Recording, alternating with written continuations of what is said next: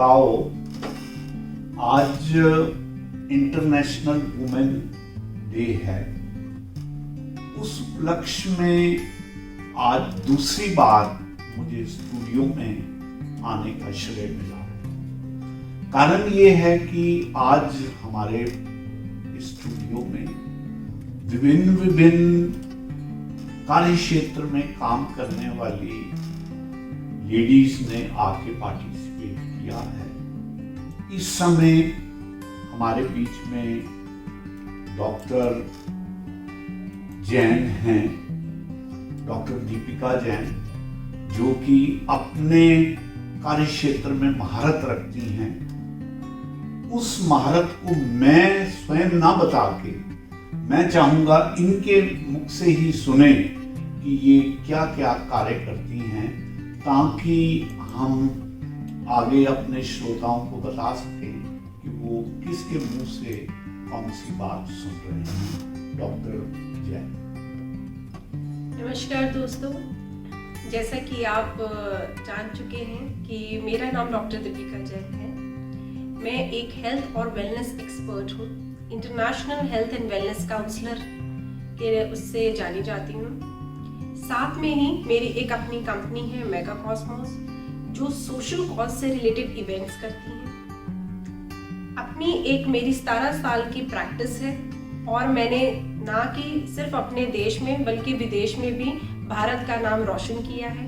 मैंने ministry of health Dubai में as a senior specialist in licensing and regulatory department में बतौर एक अच्छी भूमिका निभाते हुए अपने देश का नाम रोशन किया है। तो ये एक मेरा छोटा सा आप इंट्रो जान सकते हैं। लेकिन मैं इंटरप्ट करूंगा, ये अधूरा इंट्रो है आपका। हमारे दर्शक और श्रोता ये भी जान लें कि Deepika Jain, doctor Deepika Jain Mrs India भी रह चुकी हैं। जी जी बिल्कुल। और ये कोई छोटा मोटा सम्मान नहीं है जी। एक ऐसी महिला जो सशक्त है, सुंदर है और जिसकी प्रेजेंस किसी भी माहौल को उम्दा बना सकती है। तो आज हमारा सौभाग्य है कि डॉक्टर गंभीर ने आपको यहाँ आमंत्रित किया है महिला दिवस के अवसर पर आपसे बातचीत करने के लिए।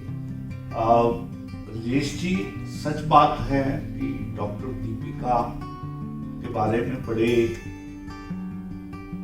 आराम से ये बात कही जा सकती है कि handsome is that handsome plus, कि ये ना केवल सुंदर हैं बल्कि इनका कार्य क्षेत्र भी बहुत सुंदरताओं से भरा हुआ है, क्योंकि ये लोगों की वेलनेस को इम्प्रूव करने का प्रयास कर। बिल्कुल। आप देखिए आज के इस दौर में जहां की लोग भागे चले जाते हैं, किसी के पास फुर्सत नहीं है ये देखने की कि जिधर हम दौड़ रहे हैं वो दौड़ हमें कहां पहुंचा देगी। वहां doctor Deepika physical mental wellness को संवारती हैं, उसके लिए कोचिंग करती हैं, उसके लिए मेडिसिन देती हैं और स्वयं भी, जैसे आपने कहा कि मिस वर्ल्ड के तौर पर जानी गई हैं, तो ये वाकई क्रेडिटेबल बात है। तो आज डॉक्टर दीपिका, हम जिस विषय को लेकर यहाँ इकट्ठे हुए हैं और बातचीत कर रहे हैं, आज सुबह भी हम यही बात कर रहे थे कि आज समाज में जो मेल डोमिनेटिंग एटीट्यूड है, जो कि हमें अपने घरों में भी देखने को मिलता है, उसकी सारी जिम्मेदारी आप किस पर डालना चाहेंगी? लड़कों की शिक्षा पर, उनके ब्रॉटअप होने पर, उनके पूरे एनवायरनमेंट पर आप किसको जिम्मेदार ठहराना चाहेंगे? सबसे पहले तो मैं रेडियो बूस्ट का तहे दिल से शुक्रिया अदा करूंगी कि उन्होंने मुझे इस काबिल समझा कि मैं आऊं और वो मेरे विचार सुने और ये श्रोतागण तक मेरे विचार पहुंचे। So thank you so much everyone on the team Radio Boost for having me on your show. Now coming back to the question which has been asked from me, मुझसे पूछा गया है कि कौन से ऐसे फैक्टर्स हैं जो हमारी मेल डोमिनेटिंग सोसाइटी को अफेक्ट करते हैं या जिसकी वजह से हम एक इस परिस्थिति में आज हैं। तो देखिए, कोई भी एक पर्टिकुलर कारण तो नहीं होता। अगर कोई बीज मिट्टी में हम डालते हैं तो उसके लिए हमारी एक फेवरेबल कंडीशंस होती हैं 4-5, चाहे वो सनलाइट है, एक अपनी मिनरल्स है, खाद है, सब कुछ है, जबकि वो पौधा जब अच्छे उसमें कंडीशन में बड़ा होता है। सिमिलरली जब एक बच्चा, स्पेशली हम बात कर रहे हैं लड़के की, जब वो होता है तो हमारे एक इंडियन सोसाइटी में एक वो है कि हमारे घर में लड़का ही पैदा हो गया तो मतलब नाउ एक ट्रॉफी हैज बीन, पद्मश्री मिल गया उस फैमिली को। This should not be the thinking, right? लड़का हो लड़की हो, आपके घर में एक बच्चा पैदा हुआ है, that is should be the blessing. अब वो जब लड़का हुआ है तो हमारे वहीं से जो थॉट प्रोसेस है वो करेक्ट करना ज़रूरी हो जाता है। हम ये समझते हैं कि ज़्यादातर टाइम जो एक माँ है वो अपने बच्चे के साथ स्पेंड करती है, चाहे उसके एक भौतिक विकास के लिए कहें, मॉरल वैल्यूज़ के लिए कहें, लाइफ में कैसे सरवाइव करना है, वो जो माँ उस बच्चे में इंकलकेट करती है वैल्यूज़, वैसे ही वो बच्चा आगे जाके ग्रो करता है। उसका एक दृष्टिकोण जो है समाज के प्रति, औरतों के प्रति, वो वहीं से ही डेवलप होता है। तो वो आप कैसे उसके अंदर वो चीज़ें, बीज क्या डाल रहे हैं, वो रिस्पॉन्सिबल होता है। साथ में जिस इन्वायरमेंट में होता है, अब वो घर के बाहर भी एक इन्वायरमेंट होता है, वो इन्वायरमेंट कौन सा वो देख रहा है, वो एक फैक्टर करता है। तो मैं ये नहीं समझती कि कोई एक पर्टिकुलर फैक्टर होगा, but yes there are so many factors around development of a male कि वो जो उसके एक दृष्टिकोण को अफेक्ट करता है, और जिसकी वजह से ये मेल डोमिनेटिंग जो एक सोसाइटी हो गई है, या हम कहते हैं we are working in a male dominating society, ये कोई आज की नहीं है, ये बहुत ही पुरानी एक पीढ़ियों की बात है। और इसको हम करेक्ट भी अगर करना चाहें तो वो स्टार्ट भी वहीं रूट कॉज से ही हमें इसको प्रोसेस को ठीक करना पड़ेगा। राजेश जी, आपका क्या व्यू पॉइंट है इसके बारे? देखिए, मैं इसे दो तरीके से देखना चाहूँगा जी। एक बात तो ये है कि मेल की जो परवरिश है, पुरुष की जो परवरिश है, जी, स्त्री ही करती है जी। मूल रूप से सारे संस्कार अपनी माता से, या अगर जॉइंट फैमिली है तो जॉइंट फैमिली में चाचियां हैं, जो स्त्रियां हैं, आमतौर पे वही उसे एक तरह की परवरिश देती हैं। जो परिस्थितियों में दिखाई देता है उसे पैम्पर करती हैं, उसे उस लेवल तक लेके चली आती हैं जहां वो अपने आप को वीआईपी समझने लगता है। वो ये समझने लगता है कि जो मेरे साथ बहनें हैं, दूसरे परिवार के बच्चे हैं, मैं उनसे कुछ अलग हूँ और मेरे पास बहुत सारे अधिकार हैं। एक स्थिति तो ये है जो हमें समझनी पड़ेगी, और यहाँ भी इस सारी बात को यहाँ तक लाने के लिए अधिकांशतः महिलाओं का ही रोल है। महिलाएं जब पैम्पर करती हैं तो कोई पुरुष मैंने नहीं देखा कि महिलाओं को ये समझाता हो कि तुम इस लड़के को बिगाड़ो मत, ये लड़का कल परेशानी पैदा करेगा, सामाजिक परेशानी पैदा करेगा, पारिवारिक परेशानी पैदा करेगा।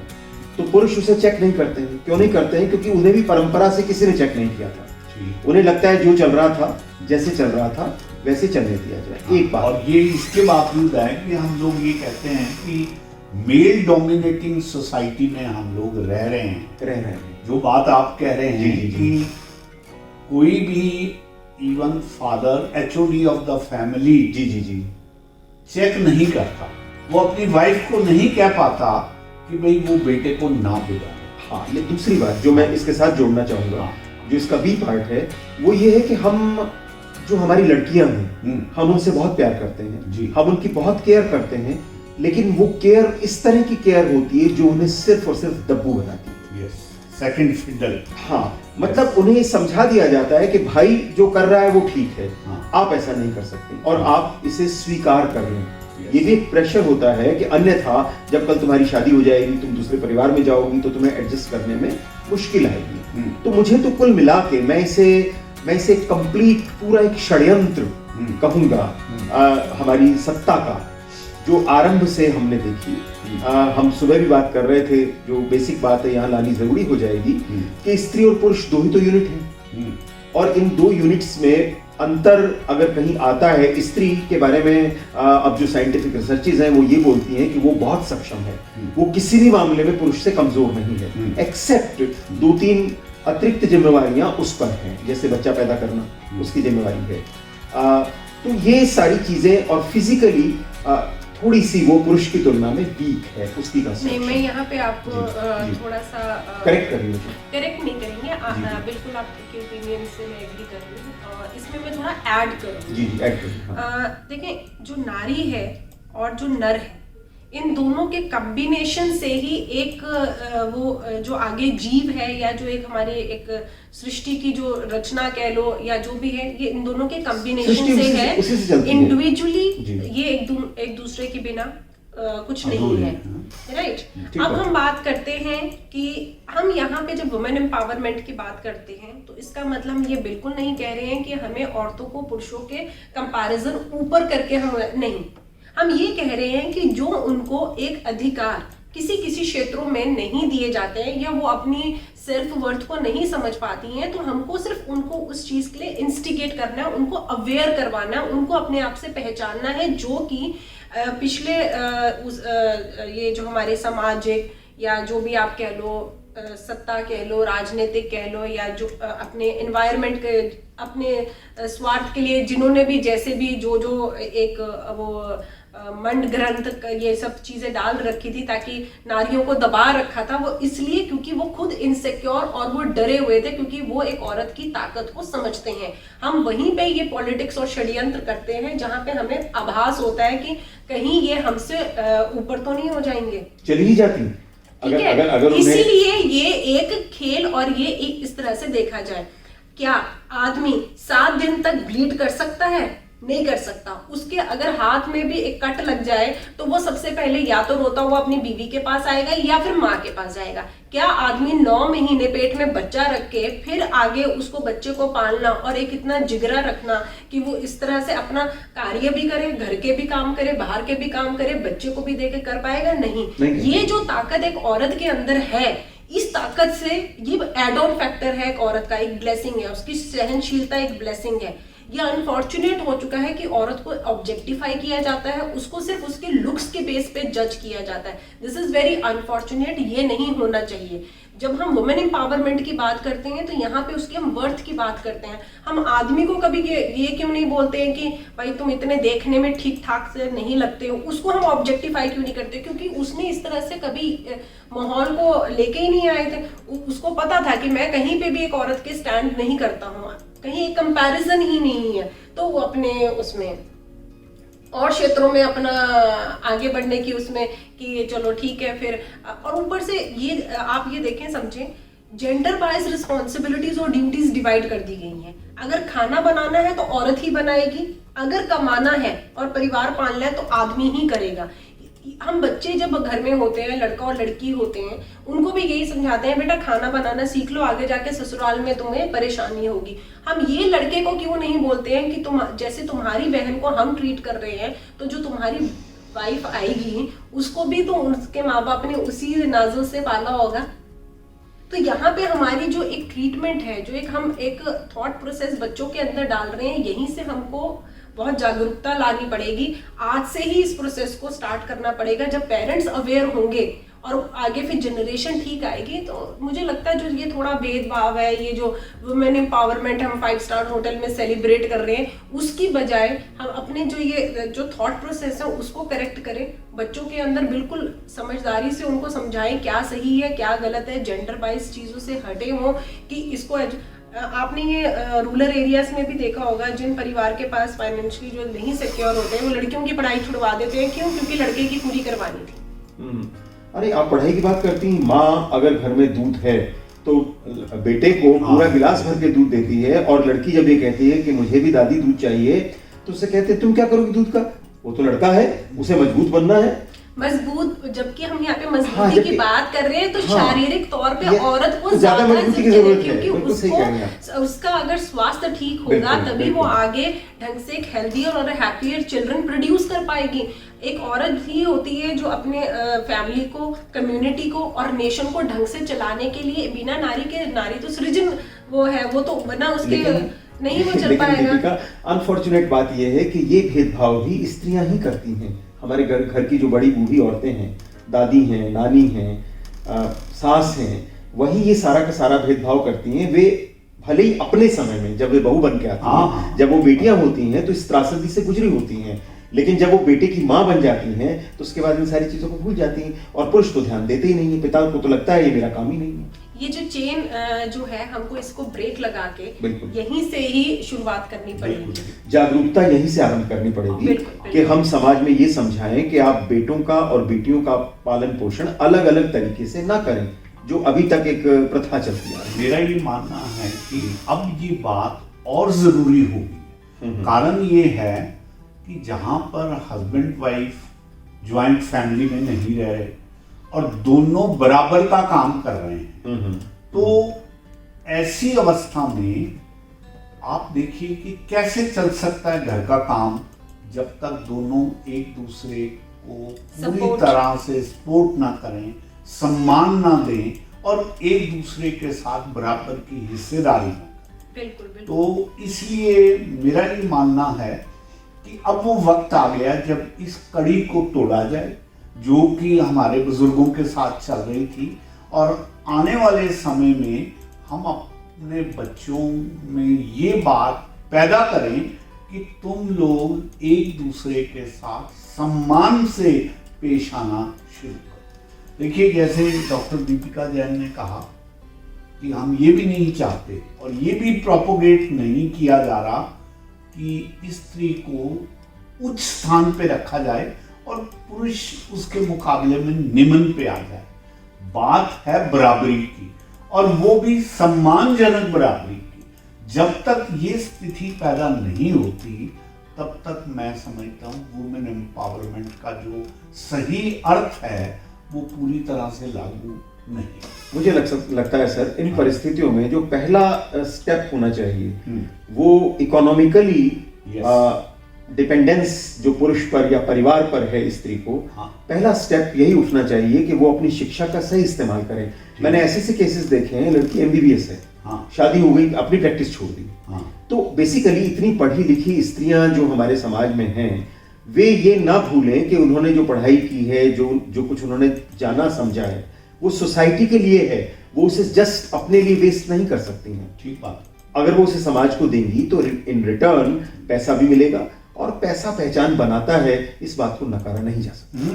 नहीं, बट हु विल डिसाइड जब when we are talking about a nuclear family. देखिए, ज्वाइंट फैमिली में फिर भी शायद कुछ एडजस्टमेंट हो जाए कि देखिए मैरिज हुई है तो बच्चे भी होंगे कल, बच्चे को पालने की जिम्मेदारी, फिर वो जेंडर बायस्ड हो गया ना। आपने MBBS की है या आप IAS ही क्यों नहीं है, ये हमेशा एक औरत के ऊपर ही क्यों 100% रिस्पॉन्सिबिलिटी हो जाती है कि वो अपना करियर छोड़ के, वो अपनी सारी वो छोड़ के वो बच्चे की ग्रोथ में, उसकी डेवलपमेंट में लग जाए। आदमी जो चल रहा था, चाहे उसने एजुकेशन उससे कम ही क्यों ना ली हो, लेकिन नौकरी वही करेगा। ये बात जेंडर वाइज नहीं वैसे इसमें मैं बड़ी जनरल बात कहना चाहूंगा।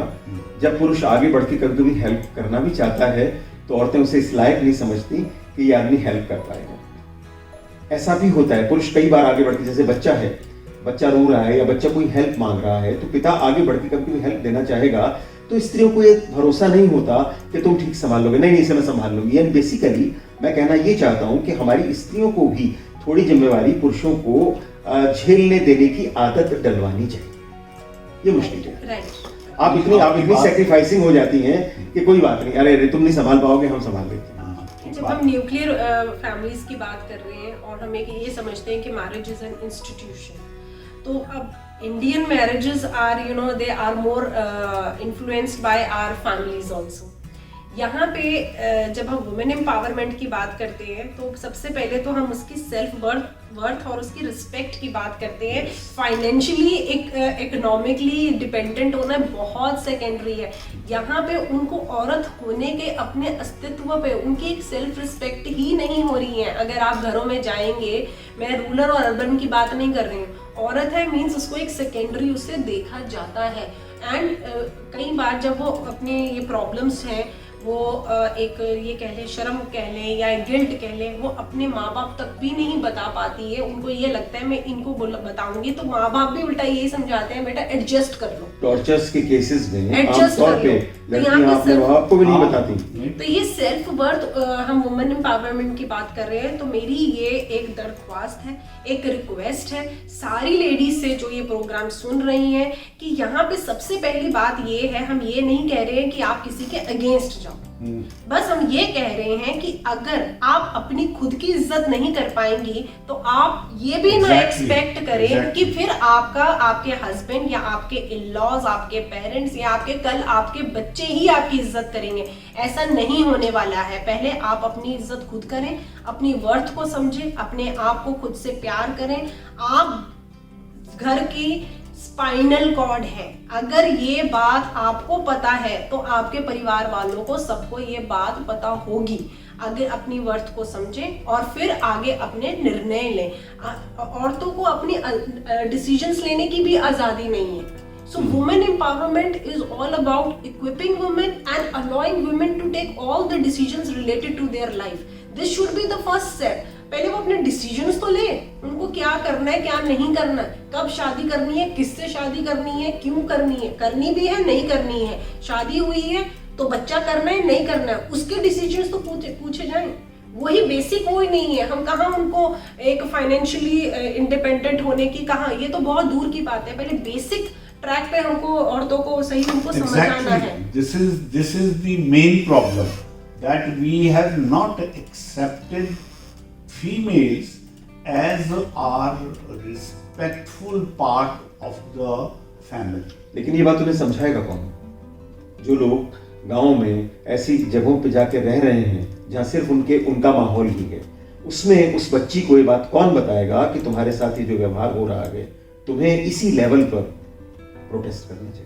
देखिए, ये आज हम वुमेन एम्पावरमेंट की बात कर रहे हैं, क्या 10 साल पहले 15 साल पहले थी? नहीं ना। या हम ये कहें आज सती प्रथा नहीं है, आज चाइल्ड मैरिज नहीं है ना। तो मतलब कहीं से तो शुरुआत होती है और कहीं तो प्रोग्रेस होती है ना। लेकिन इसके लिए कुछ एनजीओज को, कुछ लोगों को सामने आना पड़ेगा। गांव में भी जो लोग बच्चे हैं, लड़कियां हैं खासतौर पे, उन्हें समझ, जैसे एक बड़ा अच्छा इन दिनों इनिशिएटिव कुछ एनजीओज ने लिया, लाइक सैनिटरी पैड्स लड़कियां इस्तेमाल नहीं करती थी गाँव में, फटे पुराने चिथड़े कपड़े इस्तेमाल करती थी जिनसे 20 तरह की मेडिकल प्रॉब्लम्स हो जाती थी। तो आफ्टर ऑल जो आंगनबाड़ियां बनी हैं, जो महिलाएं हैं, उन्होंने जाके उनको एडुकेट करना शुरू किया। रादर सरकार ने कुछ फ्री डिस्ट्रीब्यूशन भी किया कि आप इनका इस्तेमाल करेंगे तो बीमारियों से बचेंगी। इसी तरीके से मुझे लगता है एक सोशल रेस्पॉन्सिबिलिटी की तरीके से एक अभियान चला के हमें गाँव में खास तौर पे बच्चियां जो हैं उन्हें समझाना होगा कि ये चीज़ तुम्हारे हक में है, ये चीज़ तुम्हारे विरुद्ध है। क्योंकि पेरेंट्स भी पढ़े लिखे नहीं हैं, वो उसी तरीके से उन्हें हाँकेंगे। तो वैसे में ये शिक्षा देना भी एक बहुत बड़ी जिम्मेवारी हो सकती है। अब ये देखा जा सकता है कि इसे सरकार करे, एनजीओज करें, हम सब लोग मिलकर करें। खासतौर पे जिन लोगों के पास जो प्रिविलेज्ड क्लास है, जिनके पास आज साधन हैं, वे अगर अपने थोड़े साधनों का न्यौछावर करके ये कर सकते तो हमें करना चाहिए। बिल्कुल ठीक है। और अदरवाइज एज वेल जेश्वर जी, आप मानोगे कि जब तक सजग हम अपने साथियों को, अपने बेटर हाफ को, या जो हमारे पास स्त्री शक्ति है उसको जागृत नहीं होने देंगे, तब तक इस समस्या का हल नहीं होगा। मैं अक्सर ये बात कहा करता हूँ कि जागने से ही यहाँ बोध मिलता है, वरना खुद से कहाँ योग मिलता है। एक लंबी नींद है जो बनी रहती है, अंत तक पछतावे का एक रोग मिलता है, अंत तक पछतावे का एक रोग मिलता है। बिल्कुल सही। तो सभी पहलुओं में स्त्रियों को जागृत करने के लिए, उनको सजग करने के लिए प्रयास रहने चाहिए। उसमें स्वयं स्त्रियों का भी रोल है, और मैं समझता हूं कि उस पुरुष जगत का, जो पढ़े लिखे हैं, जो जिनके दिमाग खुले हुए हैं, वो भी जहां जहां कोशिश हो सकती है वो इस तिमर को दूर करने का प्रयास करें। सोशल मीडिया भी कर रहा है, रेडियो कर रहा है, टेलीविजन कर रहा है। अब आप देखिए, हम यहाँ बैठे हैं, हमें चर्चा कर रहे हैं, हमें उम्मीद करनी चाहिए कुछ लोग इसे देखेंगे, सुनेंगे, तो जाहिर है उनके मन में भी ये चीज स्पार्क करेगी कि हमें इस लाइन पर सोचना चाहिए। अगर हम समझा सकते हैं लोगों को तो हमें समझाना चाहिए।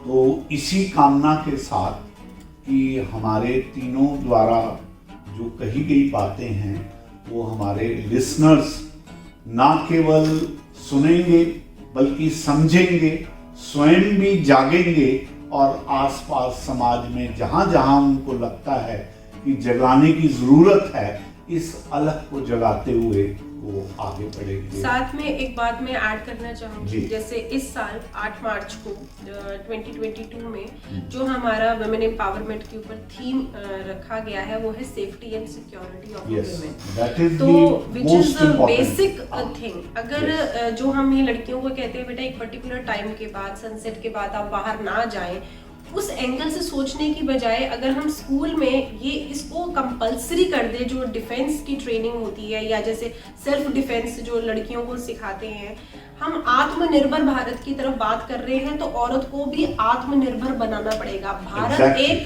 नेशन आत्मनिर्भर तब होगा जब उसको चलाने वाली खुद आत्मनिर्भर होगी, उसका वो अपना खुद से सुरक्षा करे। उसको ये नहीं होना चाहिए मैं सड़क पे निकलूं तो यार मैं 2 थप्पड़ भी नहीं मार पाई एक लड़के को, किस लिए? उसको अपने भाई को या अपने फादर को या हस्बैंड को लेके जाना क्यों पड़ता है? तो ये जब हम मैथमेटिक्स, इंग्लिश, हिंदी ये सब्जेक्ट्स कंपलसरी कर रहे हैं तो जो हमारी एक पर्सनालिटी जो हमारे अस्तित्व करती है उस सब्जेक्ट्स की तरफ सरकार को थोड़ा सा सोचना चाहिए। बिल्कुल बिल्कुल। जब हम फिजिकल एजुकेशन इसलिए एक सब्जेक्ट है कि हम हमारी एक फिजिकल एक हम ओवरऑल मतलब किताब आप योग करते हैं, एक्सरसाइज करते हैं बॉडी फिटनेस के लिए, तो सोशल सिक्योरिटी के लिए भी तो कोई कदम तो उठाए जाने लड़कियों के चाहिए। लिए ये डिफेंस होना चाहिए rather than you are solving the जो प्रॉब्लम हो गई है उससे अच्छा वो प्रॉब्लम ना हो तो वो prevention is better than cure. तो हम इसको सेल्फ डिफेंस के लिए मेरी सरकार से दरख्वास्त रहेगी और जो भी श्रोतागण मुझे सुन रहे हैं आप भी इस अपील में शामिल हो कि प्लीज जितने भी स्कूल्स हैं चाहे वो गवर्नमेंट है या प्राइवेट है वहाँ पे बच्चियों के लिए जो सेल्फ डिफेंस की ट्रेनिंग है इसको कंपलसरी किया जाए। 1 घंटा आधा घंटा जब भी उनके हफ्ते में एक पीरियड इसका लगाया जाए और बच्चियों को ट्रेन देखें उनमें कैसे कॉन्फिडेंस नहीं आएगा, उनका जो एक नजरिया है वही देखें आप कितना चेंज होगा। एजुकेशन के ऊपर हम फोकस करते हैं, हम अच्छी हेल्थ के ऊपर फोकस करते हैं, हमें सिक्योरिटी के लिए भी उनकी सेफ्टी के लिए भी फोकस करना चाहिए। बिल्कुल बिल्कुल। तो इन्हीं शब्दों के साथ हम आज का ये डिस्कशन यहीं समापन करते हैं, इसी उम्मीद के साथ कि बहुत से लोग इस बात को समझते हुए आगे लागू करेंगे और ये मैसेज आगे पहुंचाएंगे ताकि इसी तरीके से एक से एक कड़ी जुड़ने से ही आगे जो है वो पूरी अलग चले। बहुत बहुत शुक्रिया डॉक्टर दीपिका जैन, आपका भी, डॉक्टर मुकेश गंभीर आपका भी, ये चर्चा आप सबके सानिध्य में यहाँ संभव हो पाई। बहुत बहुत धन्यवाद। Thank you so very much. और आखिर में चलते चलते एक बात जरूर कहना चाहूंगी, हमारी जो भारत की इतनी सुंदर संस्कृति है जिसमें हम कहते हैं शुभ है, मंगलकारी है, सुंदर है, तो वो सिर्फ नारी। Thank you so much.